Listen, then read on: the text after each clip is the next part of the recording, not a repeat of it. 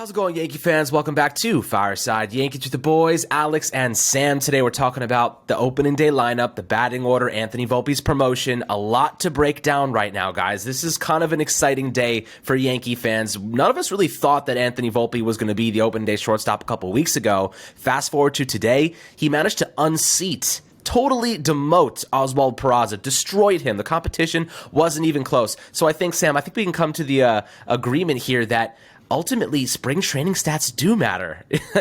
All these weeks you've been discussing how they don't matter, but I think they actually do. They can determine a player being promoted or not. And, 20 games in AAA for Volpe last year, as Boone mentioned in his reaction video after they told him the news. It doesn't matter. They want him developing at the big leagues. And now we're seeing this team take a step forward that we haven't seen them do since Derek Jeter, elevating a premature kind of prospect that may not be fully ready.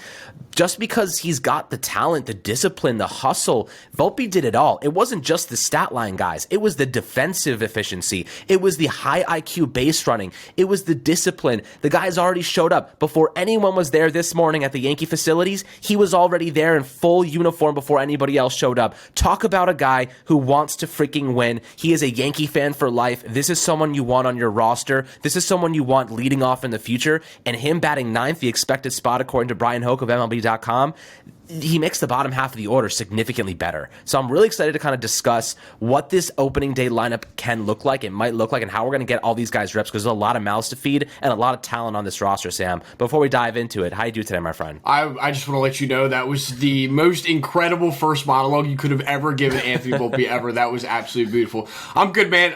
The news came through yesterday. As probably you were and I was, I kind of jumped up. Oh my God, this is insane, because none of us ever saw this coming, right? And I talked about it with Nick a couple weeks ago. I think it was really about Volpe winning this position as compared to Peraza losing this position, because we saw what Peraza came up and was able to do last year. He puts up a 140 WRC plus in 18 games, played great defense at shortstop. He even was put in the ALCS because IKF was so damn bad that we had to put Peraza in that position. But at this point, he comes into spring, did not have a great spring, and I'm not going to fault him for that. But Volpe just came in and won this goddamn job. And like you said, it's not just about the statistics. It's about the hustle. It's about the drive. It's about everything that he gave this team in spring training. And he had all of the eyes looking at him. Twitter was crying out for him to be this team's starting shortstop. And here we go. He's going to hit ninth in the opening day roster, which I think is really cool. It kind of sucks that Peraza is going to be down in AAA, but you know that an injury is going to happen at some point, and you know that he's going to be the first guy that's up, right? So they're going to have to figure that out. Still got to figure out the IKF situation. But at this point, man, I think it is absolutely incredible that we're seeing the Yankees do something that they never do. The Yankees never pull a prospect up like this ever. This is the youngest prospect they've pulled up since Derek Jeter, like you mentioned, and we see,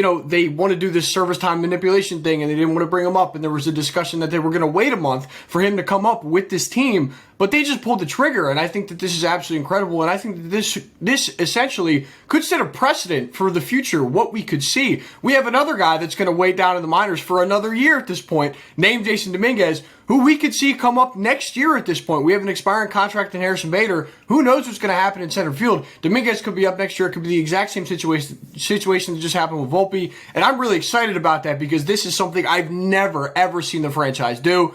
And I'm just pumped, man. I'm really excited to talk about the starting lineup. I think it's going to be a great time this year, for sure.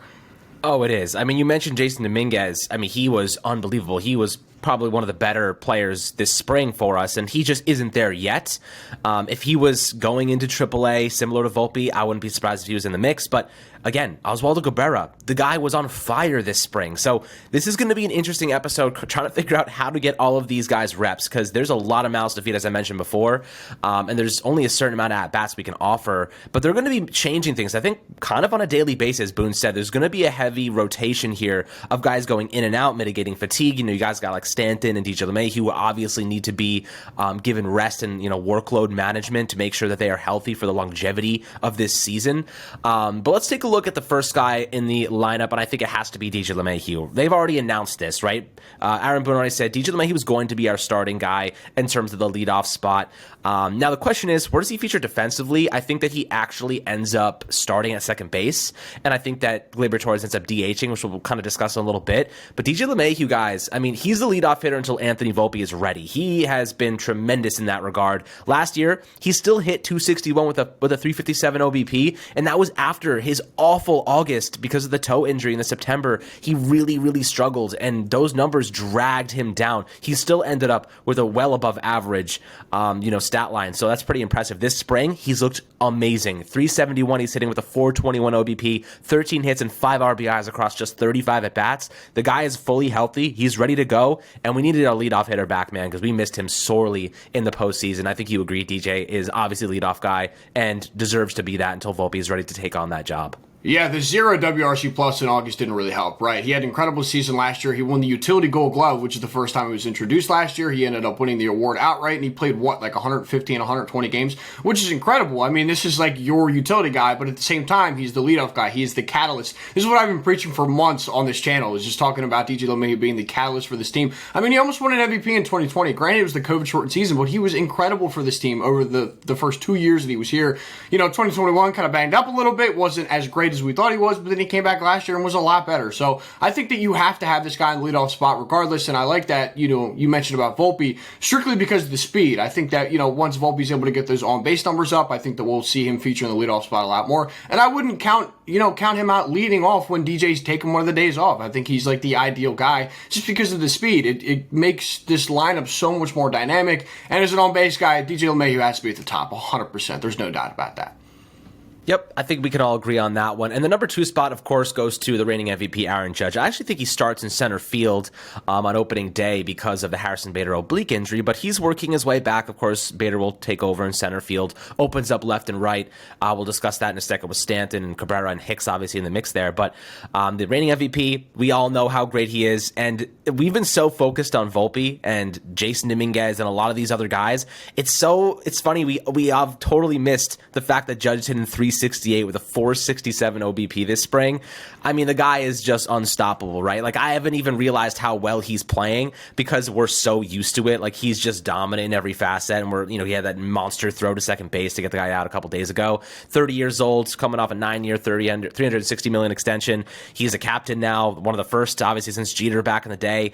And now we're kind of looking at the situation saying Judge is going to lead this team, but the Yankees are getting a little bit healthier in terms of their position, spots, and Volpe adding him to the mix is going to be really, really good. But Judge, number 2, some people may argue 3, but I think him, right behind DJ LeMahieu and Volpe at the 9 spot. Volpe get on base, DJ LeMahieu's on base rate. Judge is going to be sitting there pretty looking to hit some home runs that aren't just solo shots, but 2 and 3 run blasts. No, and I've been having the argument about the 2 spot. I've been having the argument about the 2 spot since 2017, and I can't have the argument anymore. This is clearly his just defined role, which I'm perfectly okay with. I don't have an issue with that. When you look at it that way, when you Volpe at the 9 with DJ at the 1, I think it makes complete sense at that point, right? It's going to be interesting to see, kind of how and with Judge. What is there to say? I mean, realistically, what is there for us to say? We kind of already got all of our thoughts out last year, right? At this point, it's not necessarily the expectation because he's going to be great. No matter what, I think he's going to be incredible. But we've been so hyper-focused on shortstop and left field that really, we know Judge is great. We all know, we don't have to hyper-focus on what he's doing in spring training because he's that incredible. And again, there isn't really an argument here. What are you going to move him to 7? There's nothing to really talk about, So it's going to be interesting to see where he plays in the field.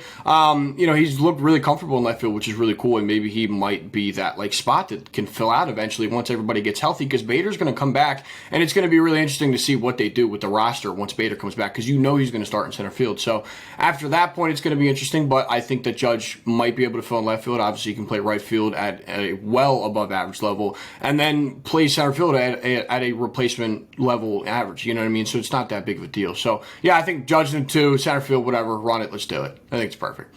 Yeah, they actually just announced on Twitter, luckily kind of timed out perfectly here, that he will probably start in left field. They did say that Oswaldo Cabrera could be in the mix there as well, but really interesting here that Judge is getting the nod in left field, considering, center and right. I guess they really feel good. Maybe at that point, if we're talking about Judge in left, I'd have to guess that Cabrera is going to be in right and Hicks is going to be in center. That's my best guess, which it irks me, but we'll keep going with our projections here.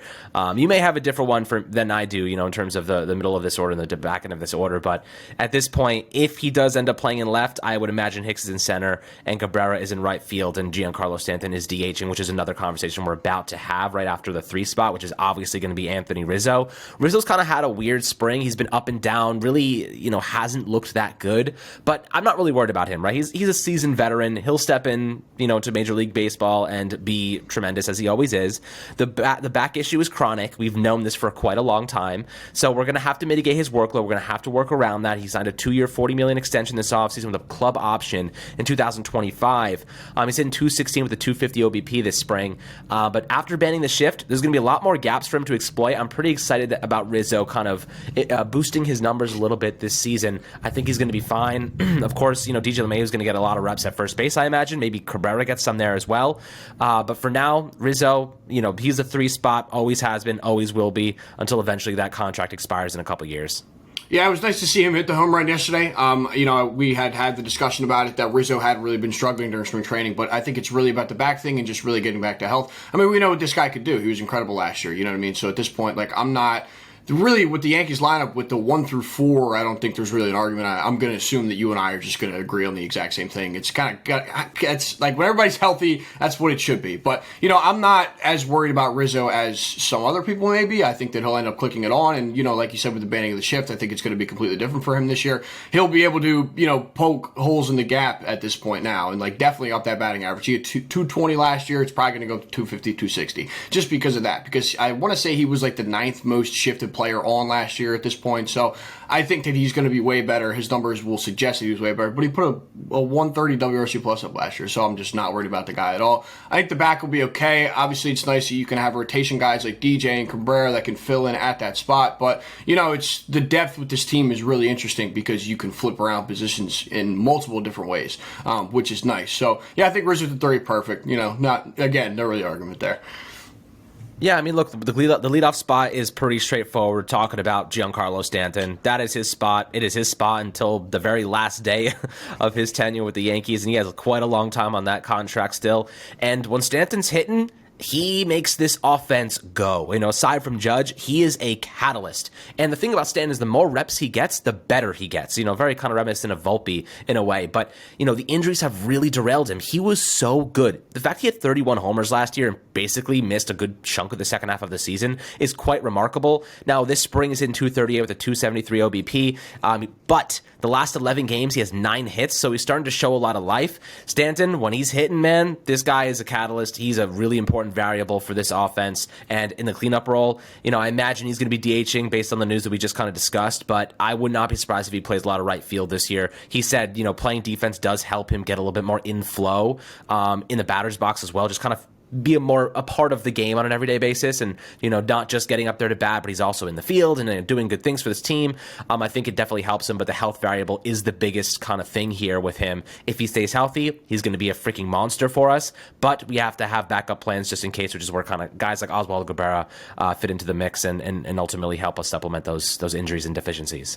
Yeah, he hit 31 home runs last year, but he had an under 800 OPS, which is insane. I couldn't tell you the last time he's had an under 800 OPS because he was one of the greatest hitters of the 2010s. So, and with the DH thing, I think it's really just about mental because realistically, when you're DHing every day, you hit, say you go up to the plate, you strike out, you got to go sit on the bench. You sit on the bench until you hit next. But after that, if you're in the field, you got to go out there and play defense. It doesn't matter what happened in the at-bat. You got to go out there and play defense. It does not matter. So realistically, I think that's a mental thing, and it's nice for him to be able to go out there and play in the field. And when Stanton can play in the outfield, it just creates so many other options for this team. You can put a Gleyber Torres at DH, which is what I would want to do on a daily basis. Obviously, you're not going to play Stanton in right field every single day, but it just creates so much other flexibility with that DH spot that you can do instead of just strictly limiting him to that spot. But, like you said, when he's on, he's on. He mashes the shit out of the ball like it's nobody's business. So I am really excited to see what he can do this year. I really want him to be healthy. He was the All-Star Game MVP last year, then completely fell off a cliff, which,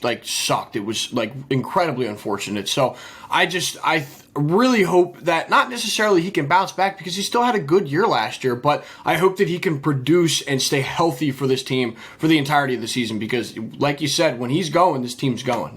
He is one of the catalysts for this team. Absolutely, he is. So let's take a look at this 5 spot. There's definitely some discussion to have around this one. You're looking at Josh Donaldson. You have Gleyber Torres in the mix here. I think it's going to be Donaldson. That's what it was last year. Has this kind of new stance that has been providing results this spring. And, he's only hitting 222 with a 333 OBP, but he has 3 hits in his last 3 games, including 3 homers and 6 RBIs. He has 2 walks as well. This is a guy who's coming off arguably a Gold Glove caliber defensive season, so we know he's going to offer good defense in the hot corner, but he's 37 years old, so, what can we really hope from him? It seems like his power is back a little bit. That new stance, I don't know if it's his balance, I don't know if it's how he's loading, I don't know kind of what the elements are here that are helping him kind of hit better, maybe just seeing the ball, making better swing decisions, but he's got to be more disciplined, right? We've seen him take pitches down the middle and then swing at ones a foot outside of the zone. I don't really know, what kind of is going through his mind. Maybe it's a lack of confidence. Maybe, he's just trying to get bat to ball. He's just not feeling so good, but the last couple of days, we've seen a different version of Josh Donaldson and one that we've been waiting to see for a very long time, over a year now. So we're really excited to see, hopefully, a bounce-back season. I think his numbers will creep up. I don't think they can get much worse, knock on wood.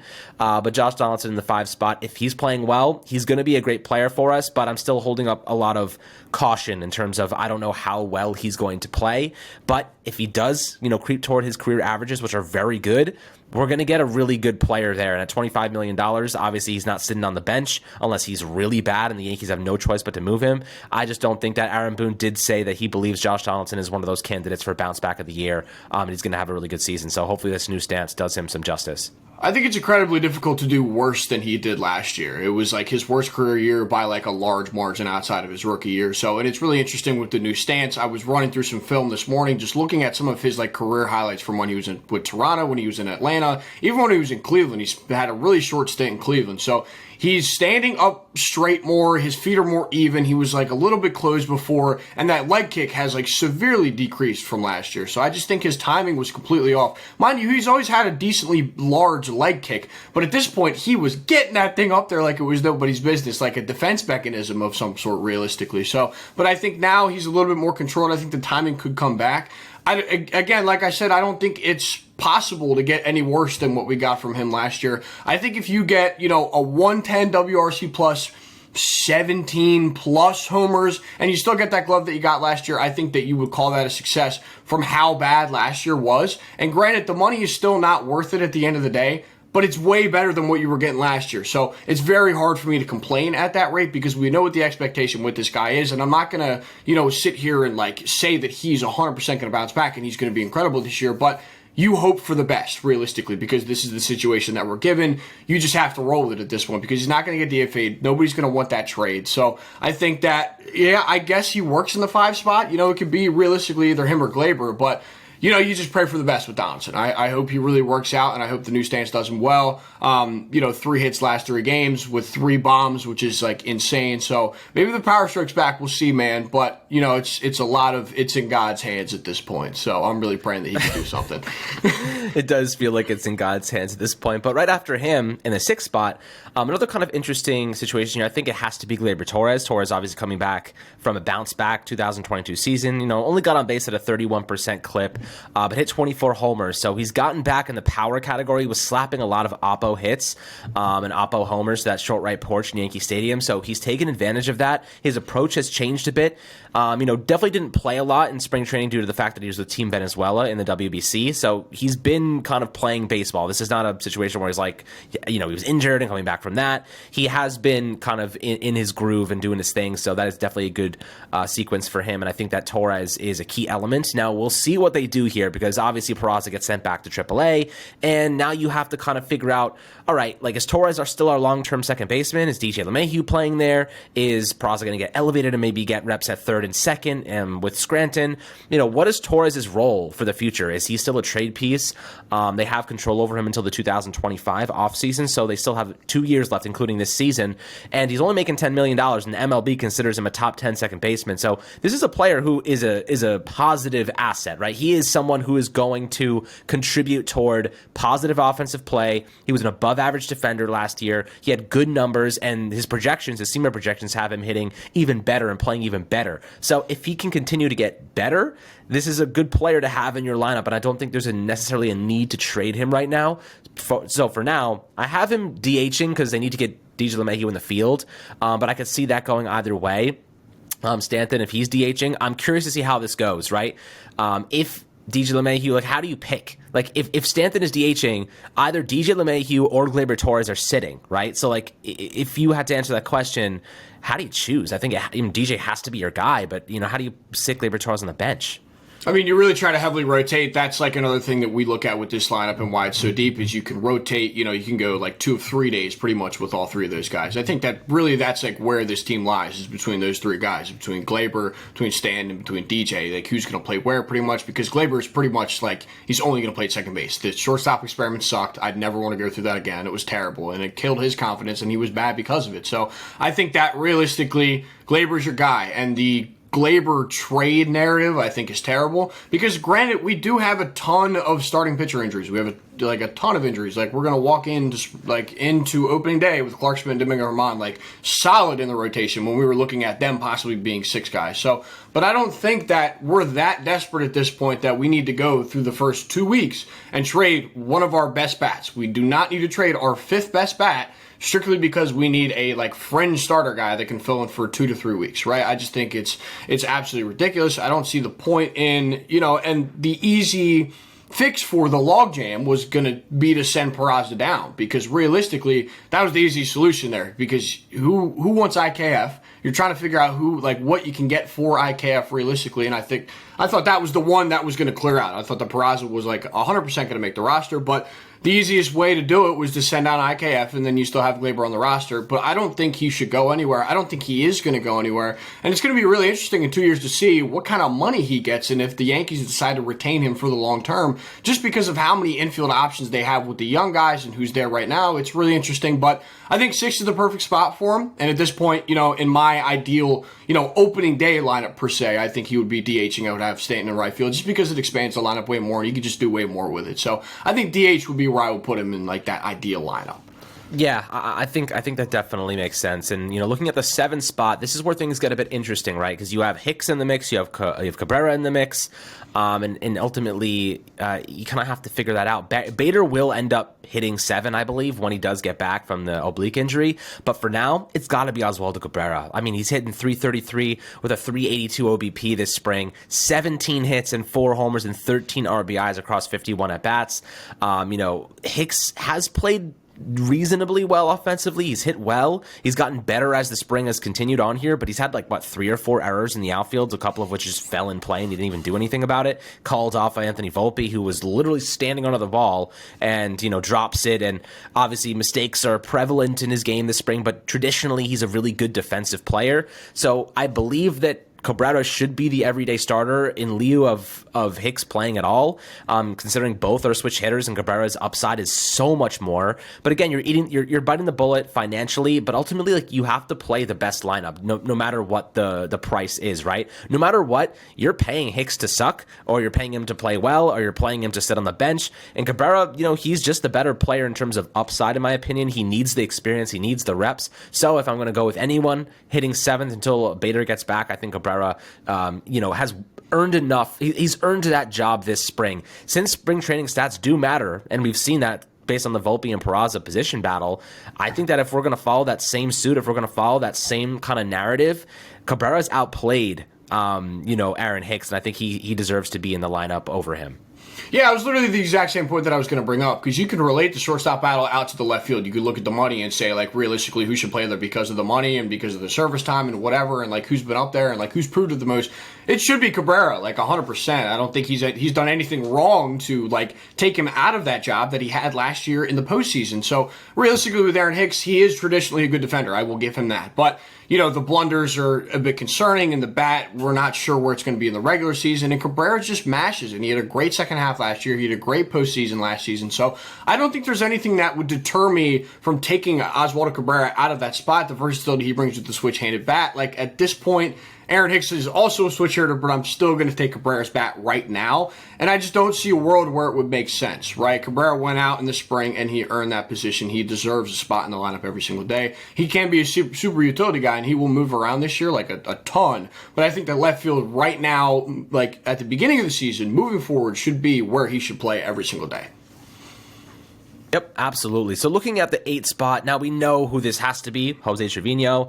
Obviously, not the best offensive player, but he is the best defensive catcher in the game. So obviously he's in the lineup no matter what. He had his best offensive year last year, actually.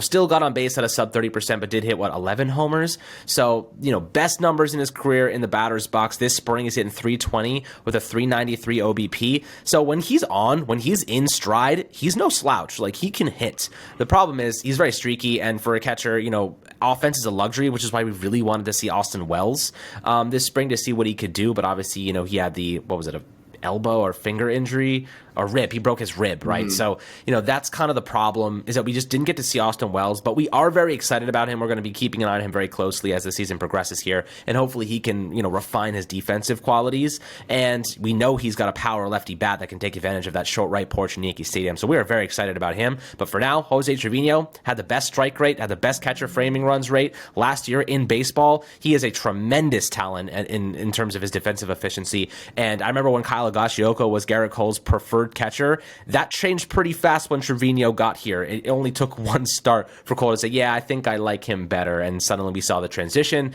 And Trevino was our starter ever since. He's a great guy. He's wanted to be a Yankee forever. Coming over from Texas.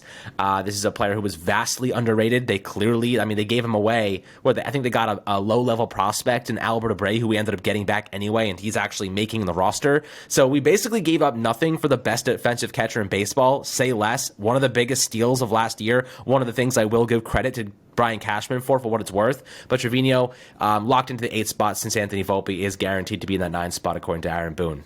Yeah, Cashman's good at finding the diamonds in the rough, right? Like, Trevino is definitely one of the diamonds in the rough that we did not see coming, like in early April last year, right before the season started, because you had the lockout and stuff like that. So, but yeah, again, there's no debate here. He's the best defensive catcher in the game. What you can get out of him offensively is just a plus, right? Because you know what you're going to get from him with the glove behind the backstop. And the Higgy story, I think, is so funny. Like, it's like unreal how fast that switch up with Garrett Cole. I think that's incredible. But, at this point, whatever you can get from him is a plus on the offensive side of the ball, and he's your 8 guy right now. Probably will move into being your 9 guy eventually, because I don't think Anthony Volpe is going to be in the 9 spot forever. Like, let's just just get it straight. Like, obviously they want to get him comfortable in the big leagues and that kind of stuff, but Trevino will probably be your 9 guy, and again, whatever you can get's a plus. So, I don't care what he does with the bat. I truly don't. If he provides the incredible defense that he did last year and is able to run this pitching staff, which is going to be one of the best staffs in baseball, I'm perfectly okay with it. He's good. Lock him in at the 8. Yeah. Absolutely. Locked him in at the 8. Now, looking at the 9 hole, Volpe, we know he's projected there. We know he's going to be batting there, same as Derek Jeter did back in 1996. Volpe had one of the best springs that we've seen from a rookie. He just won the award, right? He just won the Best Rookie of the Year award, the James P. Dawson Award. So congratulations to Volpe once again, showcasing what he's capable of. And he put the ball in the Yankees' court ultimately. He forced their hand. He got Oswaldo Cabrera demoted, and they had no choice. And for what it's worth, I think Brian Cashman wanted to keep him down and manipulate that service time to protect the financials. And Aaron Boone said, you know what, man? Look, this is a problem. If his service time manipulation, whatever, that isn't a problem until 5 years from now, guys. 5 freaking years. And that's what I keep reminding myself is would I love to have the extra year of service time? Absolutely. But that's a problem we have to face 5 years from now. And that only happens if he wins, if he's in the top 3 of voting for Rookie of the Year, which is a good, he could do that easily. Mm-hmm. But again, 5 years from now, we could win 2 World Series because of him in that time. And I really don't want to waste any time getting him acclimated, getting him involved in this Yankee lineup, in this Yankee team. And you know what? You reward players for playing well. The way he performed, the discipline he has, if he ends up becoming the star that we really want him to be, and we know he can be, there is no doubt in my mind that it's worth, giving him that that luxury, giving him the opportunity to win that service year back, because it shows our commitment to him. It shows that, we care about his success and we are willing to do whatever it takes to make sure that he is happy, because ultimately you keep a guy like that happy, you do right by him, you show your loyalty, he will return the favor. He's got that type of mentality. If you show him that respect, he will wake up at 2 a.m., he'll be in the clubhouse before everybody else, he'll be working on his craft and doing everything he's got to do to be a dominant MLB player, and I think that the Yankees showed him that respect, and I respect the Yankees for doing that, because they could have easily messed with him, they could have easily sent him back down, and it would have been so obvious they were trying to protect their service time, and Anthony Volpe would have been like, hey, you know what? I just worked my ass off. I beat Oswaldo Cabrera fair and square, and you rubbed it in my face anyway, and you sent me back down, and now I've lost my confidence. Now I've lost that motivation. The Yankees need to maintain that motivation. They need to maintain that confidence, and by giving him something to work for, Anthony Volpe is going to do it. What we've seen from him thus far, if he puts his mind to something, he gets it done. There's nothing stopping him from being one of the best players on this team, being one of the best players in baseball.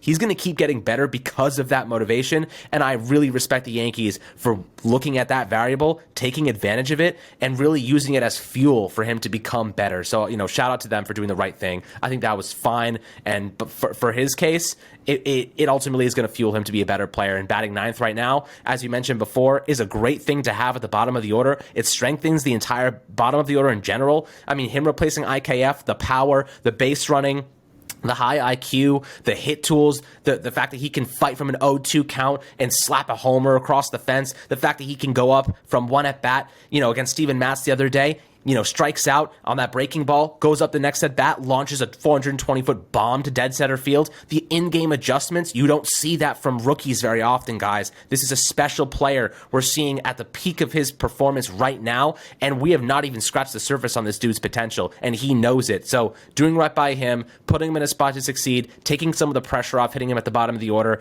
they're doing this really well. I'm very happy with the process they've gone through to figure out how to maximize his talent thus far.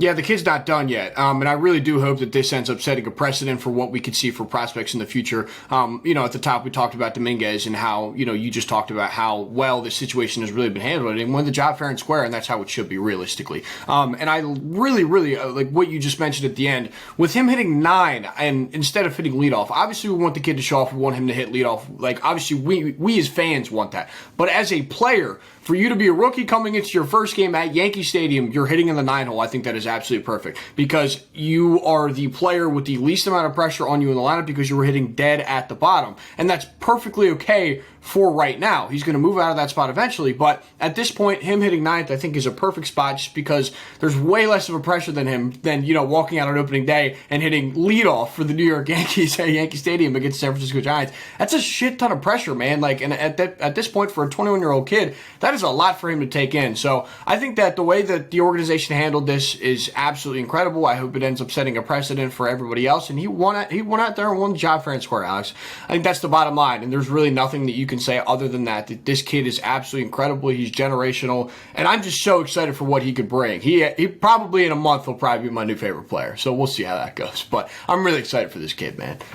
Yeah, man, me too. I'm super, super happy about it. But guys, I'd love to hear your perspectives below. As always, make sure to like and subscribe. There's a lot of different things that can happen in this batting order and this lineup for opening day. Always want to hear your perspectives in the YouTube comments. We'd love to have a good conversation with you as always. So as I said before, like, subscribe for more awesome Yankee content. We got you guys covered on the daily across all platforms, Twitter, Instagram, YouTube, TikTok, Facebook, whatever it is. We got you covered on every little piece of news. So you're not going to want to miss it. This season's going to be fun, and we're here to ride with it, and hopefully we'll win 28 with Anthony Volpe leading us at the helm alongside Aaron Judge in his new contract. So appreciate you guys as always, and we'll catch you guys on the next Fireside Yankees episode.